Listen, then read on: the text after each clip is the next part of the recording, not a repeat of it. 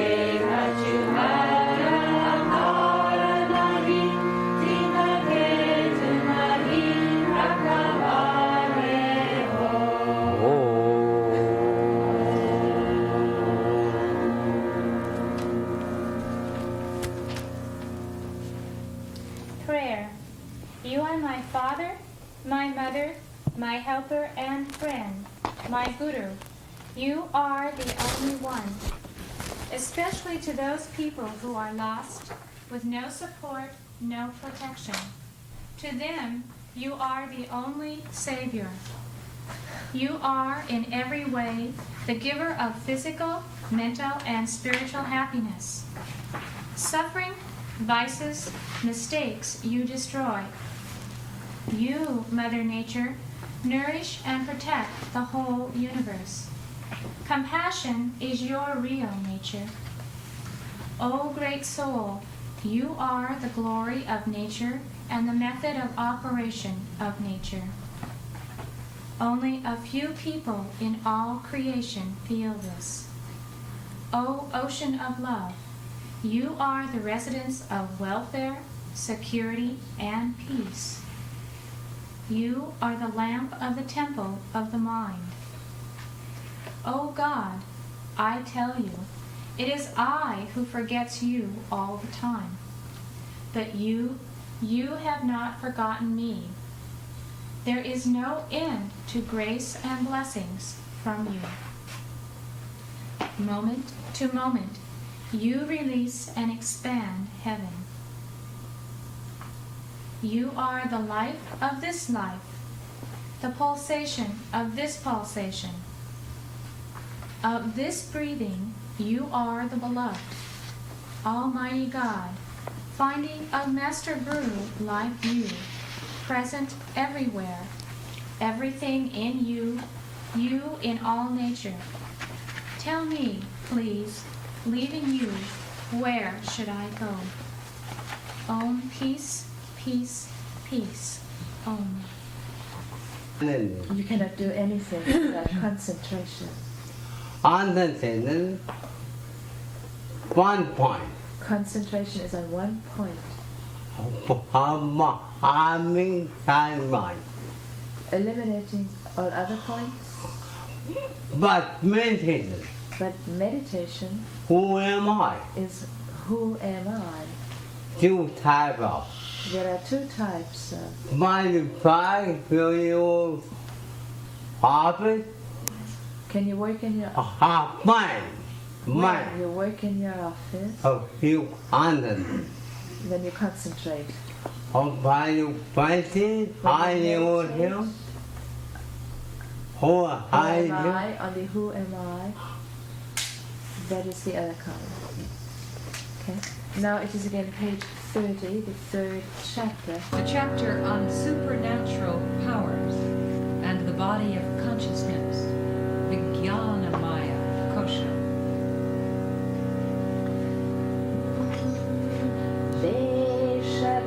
Deshabandha, Deshabandha, Chittasya, Deshabandha,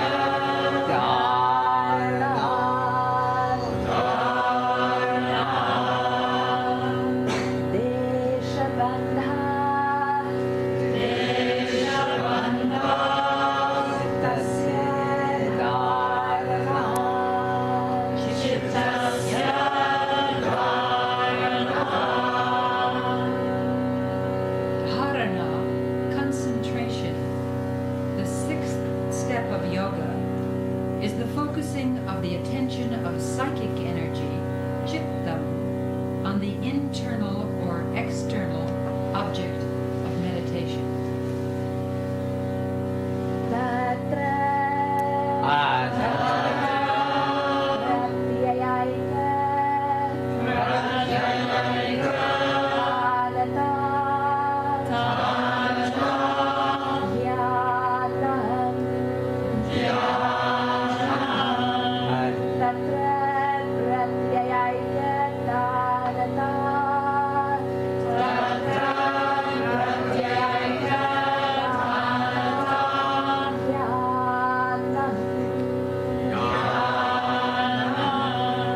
The seventh step, dhyana, contemplation, is the uninterrupted flow of attention of psychic energy to the object.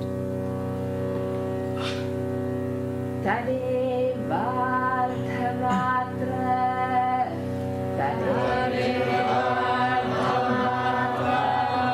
Nirbhasam, Svarupa Shunyamiva,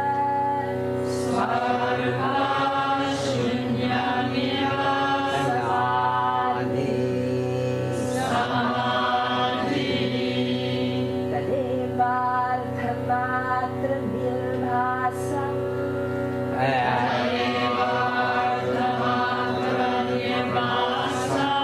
Svarupa Shunyamiva,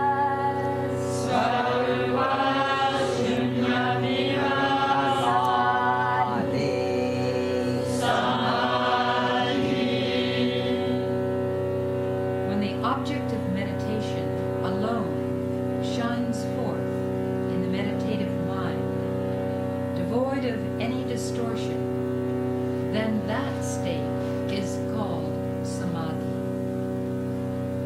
In the samadhi state, mind becomes identified with the object of meditation.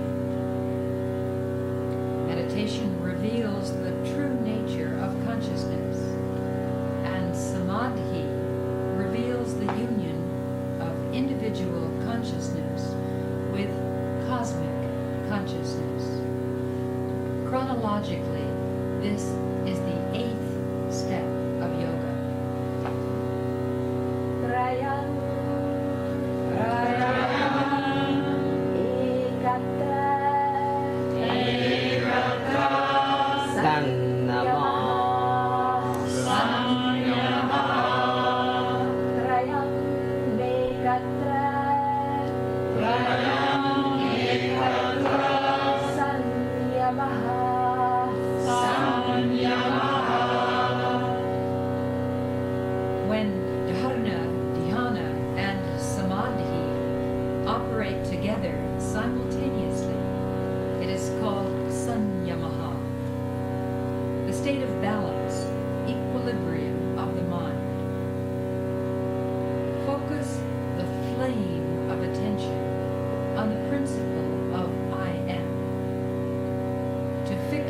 psychic energy on I am, beyond the body and thinking mind, is dharana, concentration.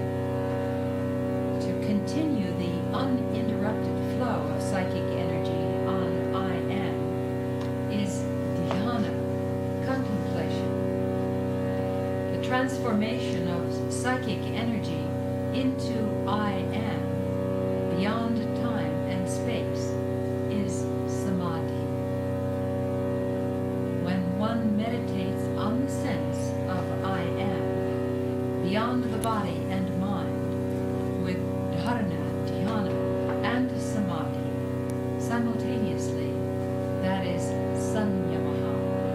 Have anybody asked you, If anybody asks you check, I find and invites you pretty to see Damida. the Ram Leela, You begin to think, you begin begin to to think think why I should go or not. whether I should go or not. Dana, This is all dharana, dhyana, and samadhi. Definitely. But But when you see Chavara, when you see cobra, all of them, all of a sudden, all at once, you Dana, Samadhi, dharana, dhyana, and samadhi very fast, all at This once. is sanyamaha. This is sanyama. when you pay die, You ignite the candle slowly, holy, slowly. pretty big There is a wick, and light there is oil or and wax, fire. and there's the fire. And here it is. And with electricity, one switch oil is lit At the same time, at the same time. by Dhamma. That is sanyama.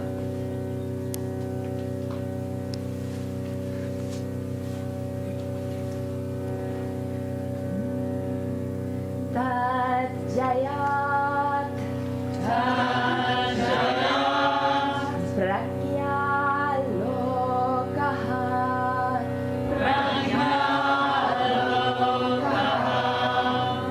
Tajayat Pragya Lokaha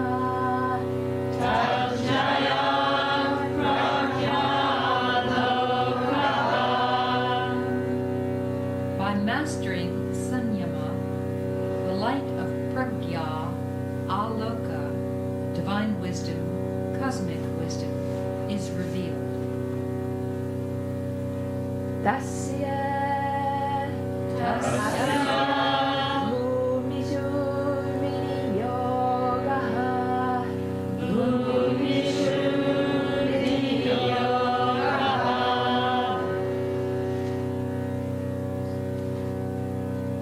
Sanyamaha should be applied stage after stage to discover higher and higher states of life, light, and consciousness. In essence, by means of sanyama, one has revelation of knowledge from the grossest to the subtlest and finest of objects of prakriti, nature. Trayam Antarangam Urevya.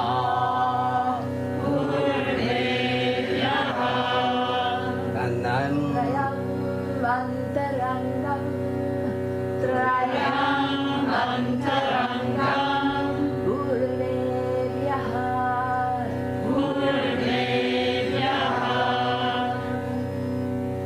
These three, dharana, dhyana, and samadhi, presence of psychic energy, circulation of psychic energy, and transformation, are internal steps of yoga, antara angam, compared to the 5 that precede them: yama, niyama, asana, pranayama, and pratyahara. How you do? T. How you If do? you T. T. do these 3, Automatically, automatically all will happen. T. T. All the 8 steps Automatic. of yoga, if you practice these 3, all will happen. All 8. Tadapi. Bahirangam. Nirbijasya.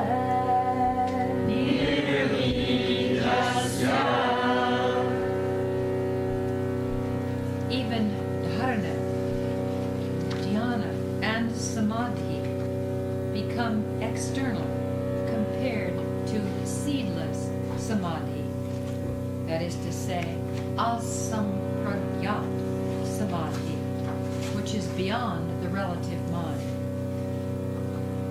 Dharana, dhyana, and samadhi depend on the thinking mind, and sampragyat samadhi is their byproduct. By dharana, dhyana, and samadhi, one gets gradual enlightenment, while asampragyat samadhi is sudden enlightenment. As the fetus takes 9 months to develop in the mother's womb, but is born all of a sudden when it is mature, in the same way, sampragyat samadhi develops gradually with effort, while asampragyat samadhi is revealed suddenly when the disciple is ready. Sampragyat samadhi is the doorway through which asampragyat samadhi is revealed. The alternative stillness of the mind, nirodha parinama, the cessation or disappearance of destructive driving forces. The mind is the arena where day and night, without interruption, there is a battle going on between the constructive driving forces and the destructive driving forces. Without cessation of these destructive driving forces, the constructive forces cannot operate peacefully. Therefore, the cessation or the disappearance of destructive driving forces is described here. How to know the natural stillness of the mind. When you understand Ananda When you understand dharana, dhyana, and samadhi, you other 5 do not need. you don't need the other 5.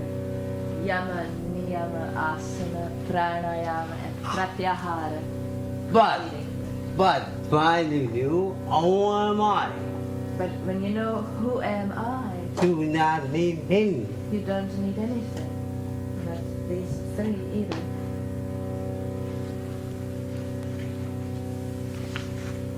Automatically, psychosynthesis, Automatically, psychosynthesis, Psychoanalysis. psychoanalysis, and psychotherapy. and psychotherapy Begin to happen. begin to happen Automatically. automatically, And without who not. without your knowledge. Because when you are meditating, Because when you are meditating, but beyond time, beyond money, not. beyond the body and mind, Beyond body and mind. body and mind, Through a body beyond time and space. you become beyond time and space. While body cannot work without time and space. While the body cannot work without time and space. Body and mind. Body and mind. body and mind cannot work without time and space. Body and mind never work without time and space. While I am always beyond time and space. While the I am is always beyond time and space. Therefore, when you meditate Therefore, when you meditate on I am, on the I am, beyond time, body and mind, beyond body and mind, beyond automatically, I go there. automatically, I go there. psychoanalysis, It's I go there, psychosynthesis, and psychotherapy are going on. I go out mean part. Psychotherapy means what?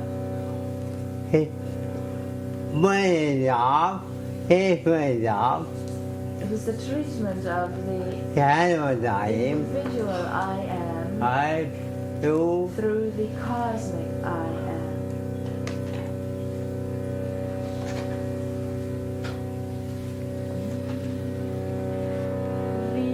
Vyuthana,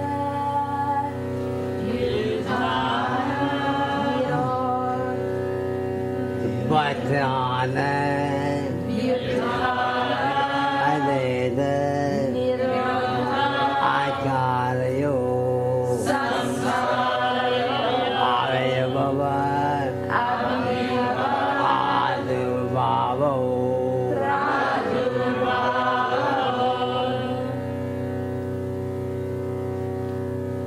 Nirodha, Nirodha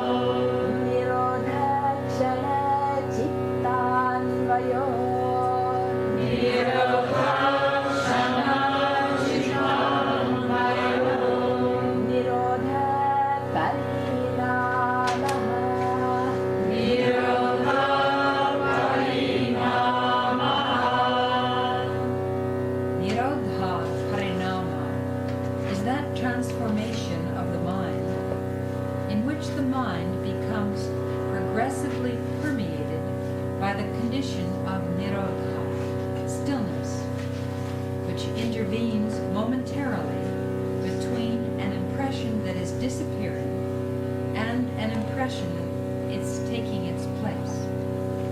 In short, in the state of Nirodha Parinama, disturbing thoughts are disappearing and being replaced by uplifting thoughts. Tasya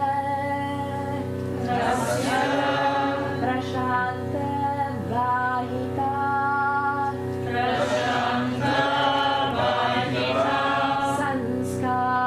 Sanskarat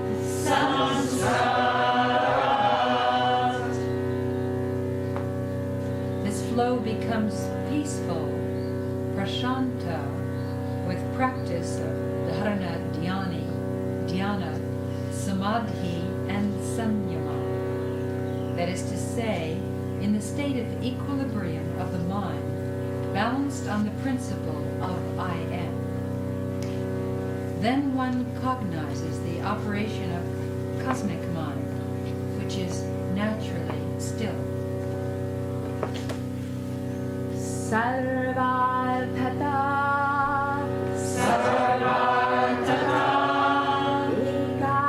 Ekagratayo Shayodayahu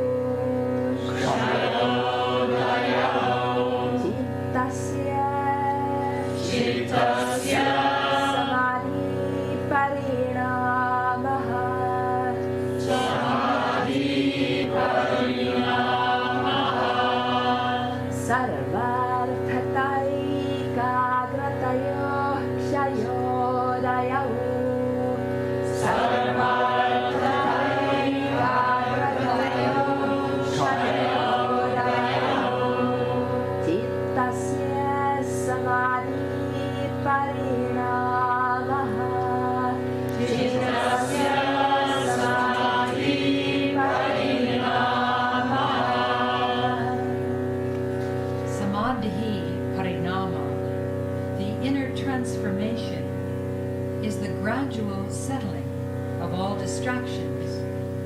and simultaneous rising of one-pointedness, alertness of attention on the principle of I am. Tataha punaha shanto ritahu tulya pratyayahu cintasya ekagrata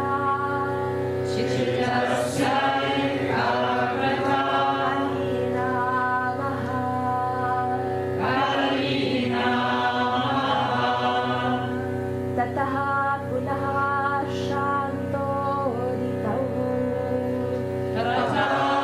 punaha shanto ritahu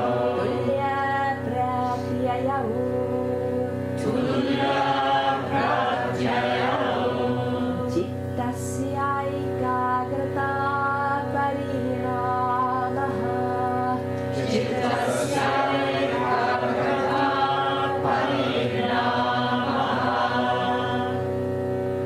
Ekagrata, parinama, one-pointed transformation, is the condition of the mind in which the object of the mind that is subsiding is replaced in the next moment by an exactly similar object.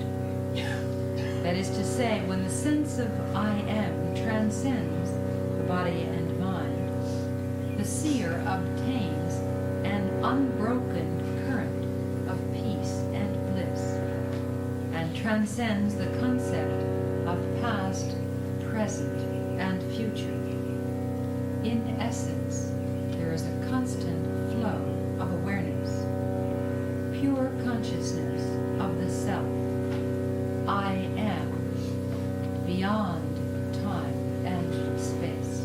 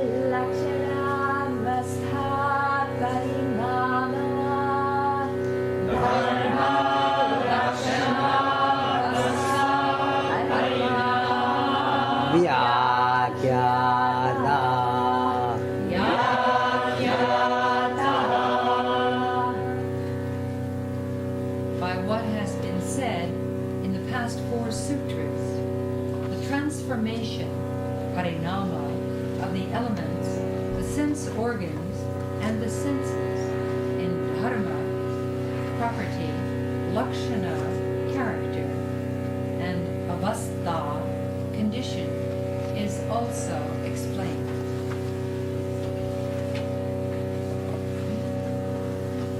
Shanta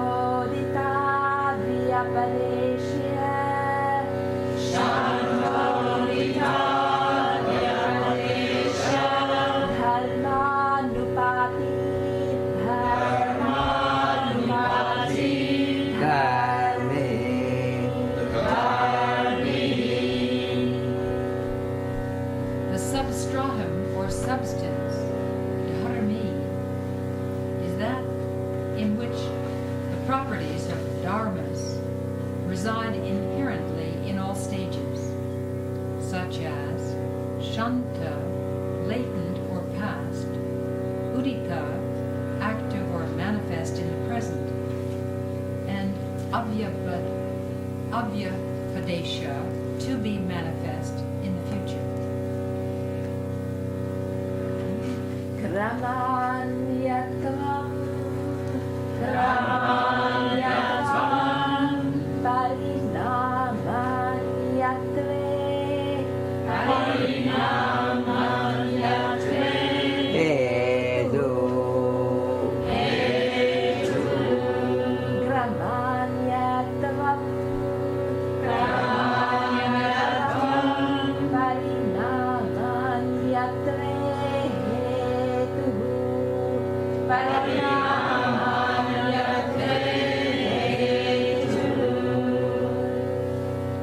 Variation in transformation is caused by the variety in the underlying processes.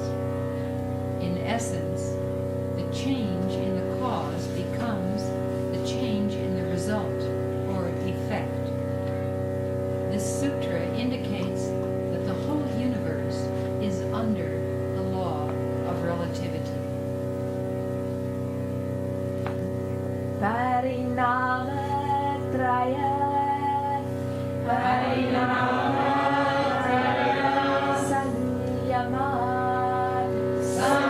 Sanyamat Atita Nagata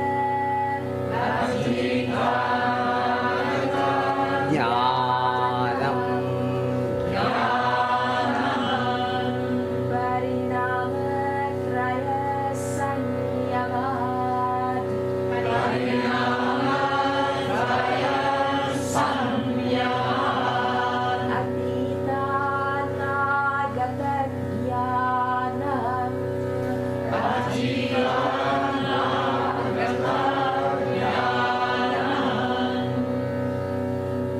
By performing samyama, that is to say, dharana, dhyana, and samadhi, on the three kinds of transformation, nirodha parinama, samadhi parinama, and ekagrata parinama, intuitive knowledge of the past, the present, and the future arises.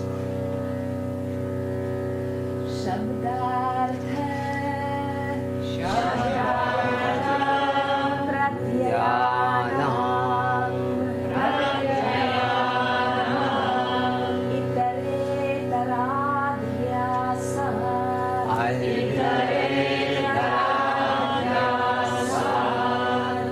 Sankara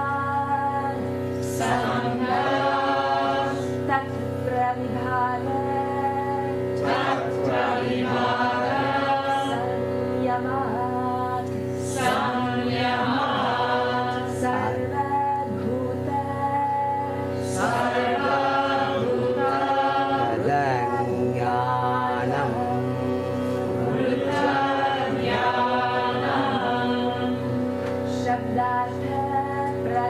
Jnanam Shabdartha Pratyayanam Itaretaradyasat Sankara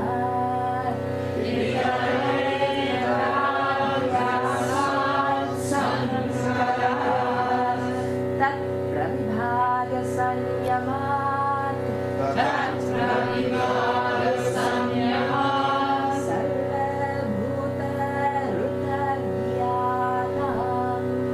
Sarvabhuta Rutagyanam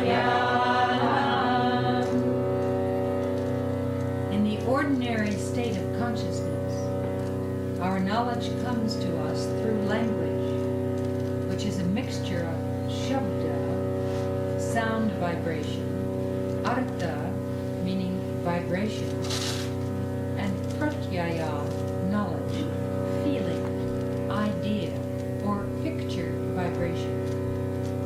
In our mind, these elements mix with one another. By performing sanyama on them separately, comprehension of the sounds Guru's paper, the universe is governed by two kinds of forces. Magnetic forces, or prana. And one is called the force of gravity, or the terrestrial force that belongs to planet Earth.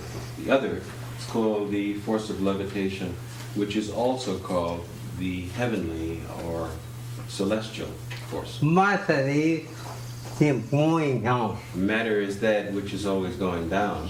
Her body is going down. The water is going down. But air, But air, fire, fire, going down. defy gravity are going up. Automatically. And that happens automatically.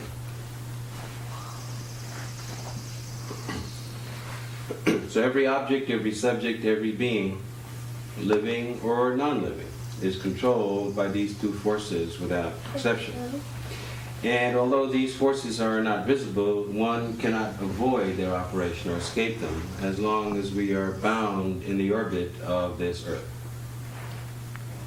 Scientists have measured the force of gravity, and astoundingly enough, they have found it to be the equivalent of having the weight of 3 full-grown elephants on your head and body. And not the small African elephants, but the huge Asian. So thank God the force of levitation in us is greater than the force of gravity acting on us. Otherwise, we would not be able to walk on this earth. Any tree, any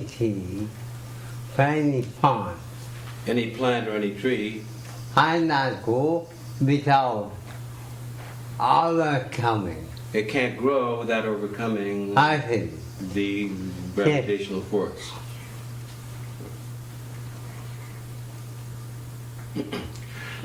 So these forces we can feel at every moment in the contraction and expansion of the heart. And medically they're called diastolic and systolic pressure of the heart. In diastolic pressure, blood from all over the body ends up in the heart. When we have the systolic pressure, then at that time the heart is pumping blood and hormones and enzymes, food material, electricity, the air, the atmosphere into the entire body. And so it's diastolic and systolic pressure system begin when the baby's in the mother's womb and at the time of death. They end. So happiness, unhappiness, pleasure, pain, elation, depression, so on and so forth, are the play of these two forces in the life of the individual. And by means of the brain, the mind plays the part, creating happiness and unhappiness of the heart. Now, no doubt, the heart is similar to a horse. You know, a horse has its own movement. But the rider of that horse can modify the movement of the horse and can cause that horse to run faster, or slow down, or stop completely. And thus, the rider or the mount can become victorious in a horse race or a battlefield.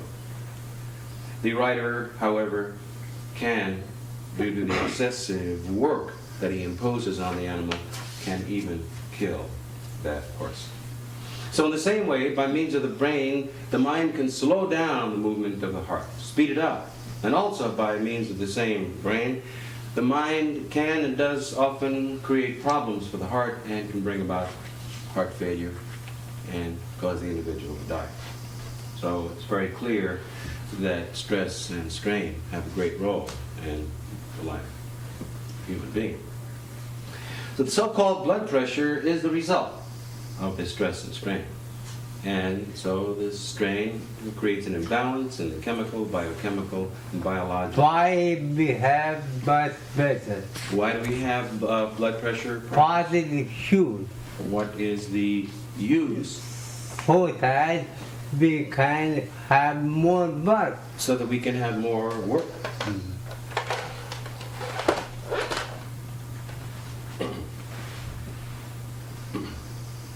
So we see that stress and strain that are imbalanced, out of balance, can create disharmony. Sometimes even total, radical disharmony. Are you fight too much? If you fight too much? But If you work too much, you can't get heart failure. you'll get heart failure. Too much. That's wonderful that very few people in the ashram ever get that. So, No much. so what's the reason for stress and strain? Well, we know that stress and strain are normal in the normal functioning of body, mind, and soul. And without the blood pressure, human body can't work. Bodyguard, find paid money, module first. Work is called when you get money for your work. Father had no money. But the ashram has no money, and you can see the result of that. Had no money. Therefore, there's no more.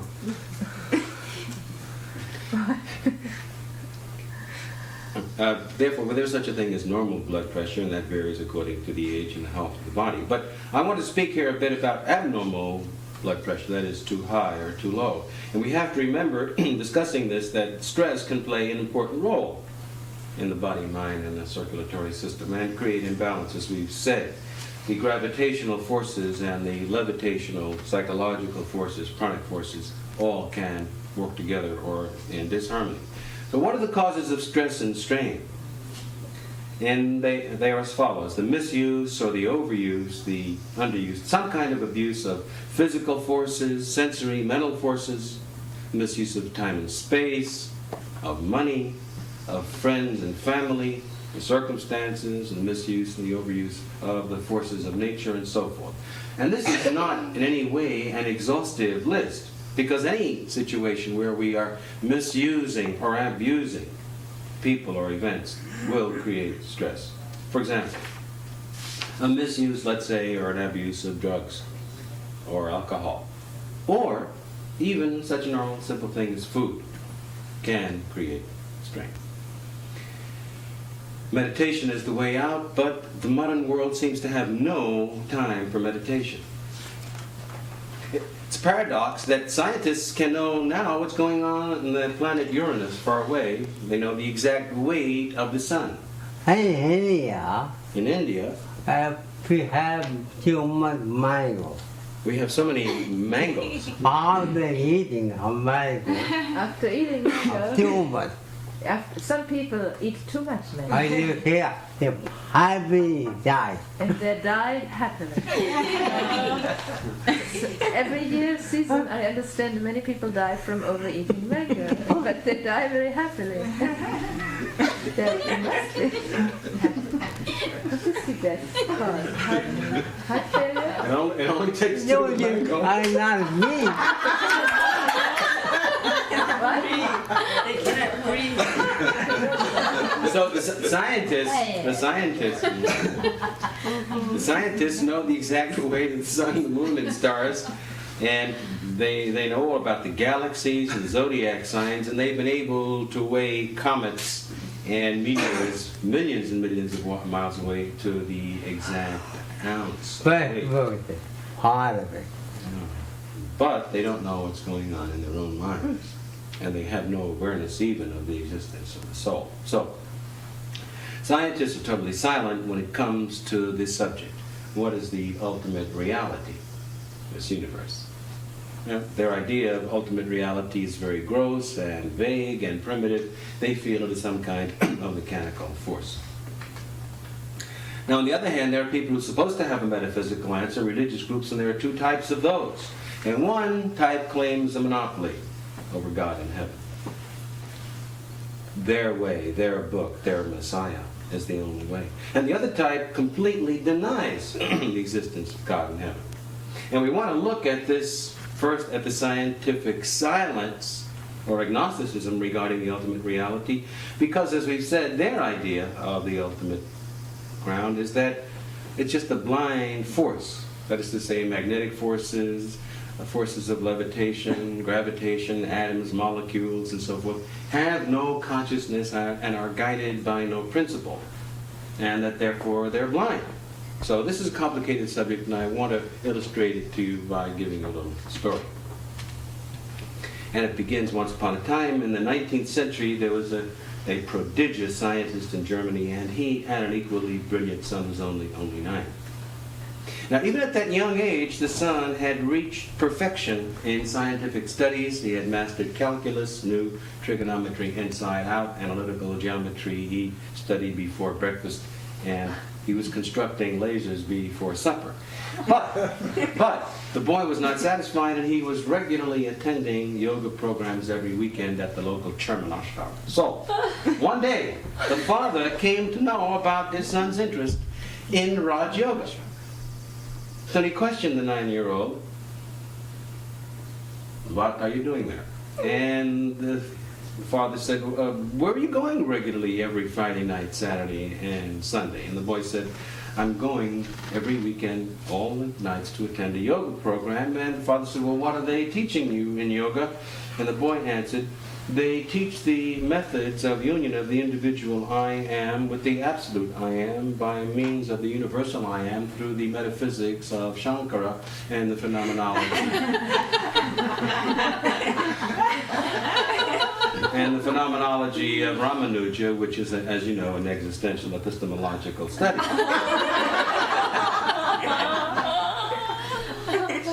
Father was very surprised. Became quite curious about this I am business, and he said, "Well, can you make it simple to me and describe what the absolute I am is?" And the boy replied to his father, "Well, the absolute I am is the absolute God."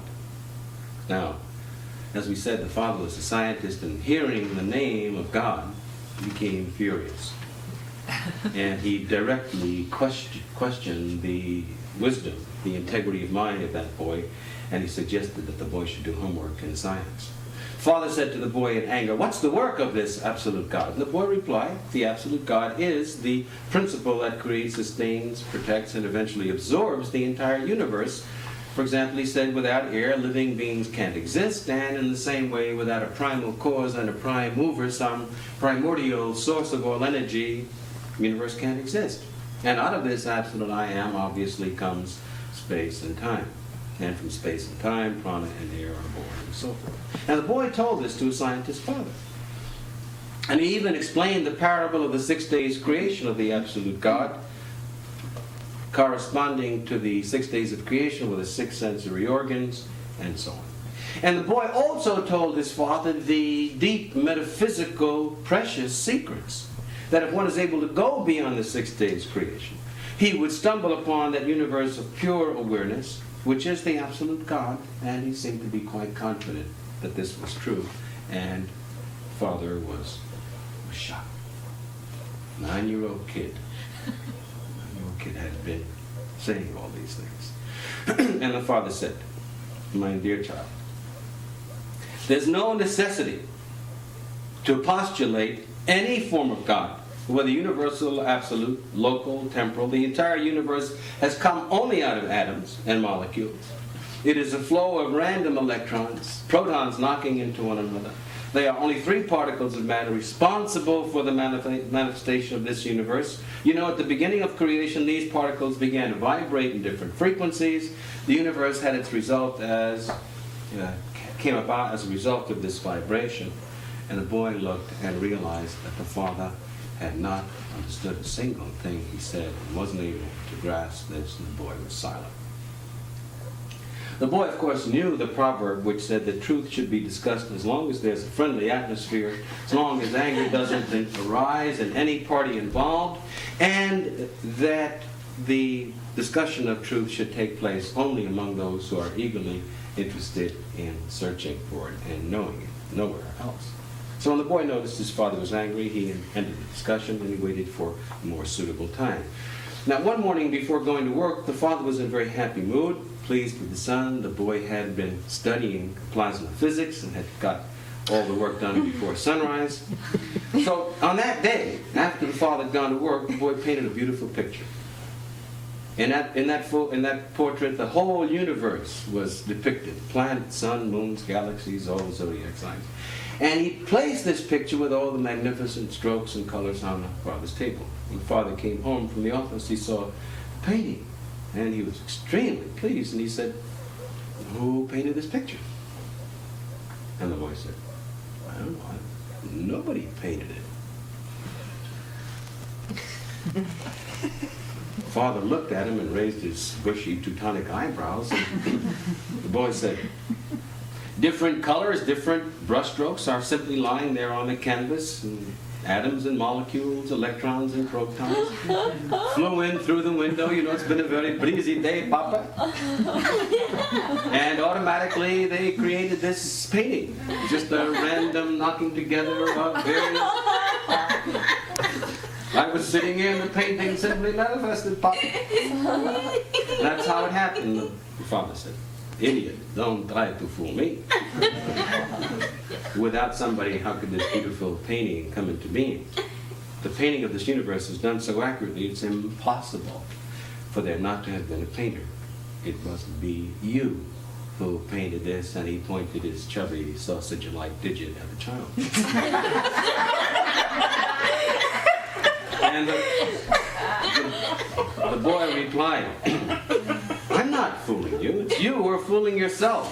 The painting of the universe, you admit, cannot have manifested without a painter. So how is it that the real universe should have come to be without some absolute God, Papa? You mean, Papa, there's no I am behind all this? Isn't that absolute God vibrating in every heart in the form of I am? And I'm not talking about a religious God, but about the existential truth. Now, the religious God you can't see because he's far away on some unknown planet, surrounded by a few chosen priests or rabbis or mullahs or ayatollahs. But my absolute God is always present in the form of I am. It's not a person that you can visualize, but the ultimate force. And as a force can never be seen. However, like any force, he can be felt in the form I am. Now, there are two types of force, one you can feel, such as the force of electricity or magnetic force, but the other you can't feel, but it's known by its action. For example, X-ray. You open your garage every morning by means of the electric eye to drive your Mercedes-Benz. You know that that charge of electricity is moving that garage door. And by knowing this ultimate force, Papa, all the stress and strain of life will disappear for good. Well, Father realized the child was right. And after hearing this, he was convinced, and that very day he went to the library and took out Patanjali Raja Yoga Sutras and began studying from that moment on. Needless to say, within a very short time, he achieved the Nirvikalpak state. And there's a statue in Munich indicating that. You can find it in the Berlin plots there.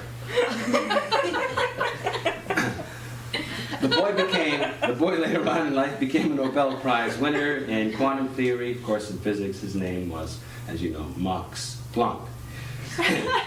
The great German scientist. He was one of the teachers of Albert Einstein, and Albert Einstein, regarded him as the guru of the atomic theory and the theory of the relativity of the universe. And Guru concludes the essay and says, true religion is the unity of all existence, that's to say, awareness. And so the first and last religion is awareness, is that total understanding. It is also the first and last freedom. And where there is pure awareness or pure consciousness, then there is the freedom of I am, or soul, disentangled from the apparent restrictions of body and mind and time and space. And since there's the freedom of spirit, there cannot exist any imbalance, which results in stress and strain. Now, we have political freedom, but we don't have spiritual freedom. Freedom from the domination of body, mind, memory, patterns of thinking, and so on. And as long as we don't have that freedom of spirit, then freedom from the domination of body and mind, that is, we cannot have freedom from stress. And we cannot escape various kinds of strain.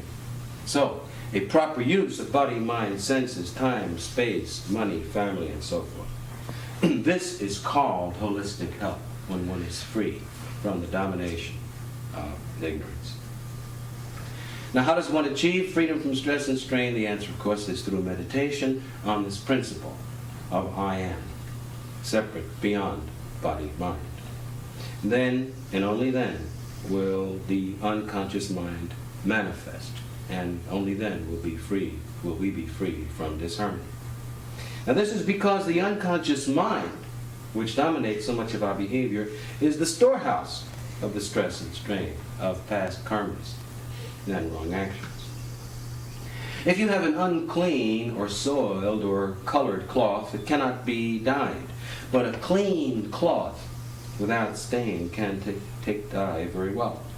And when the unconscious and the subconscious layers of the mind are purified, then this mind is transformed into the superconscious. This superconscious mind is the cosmic self. So in your meditation, hold on to the sense I am. Go beyond body and mind by means of this dynamic sound current, this superconscious, this inner music. And you will realize, after meditation, that you are one with that absolute I am.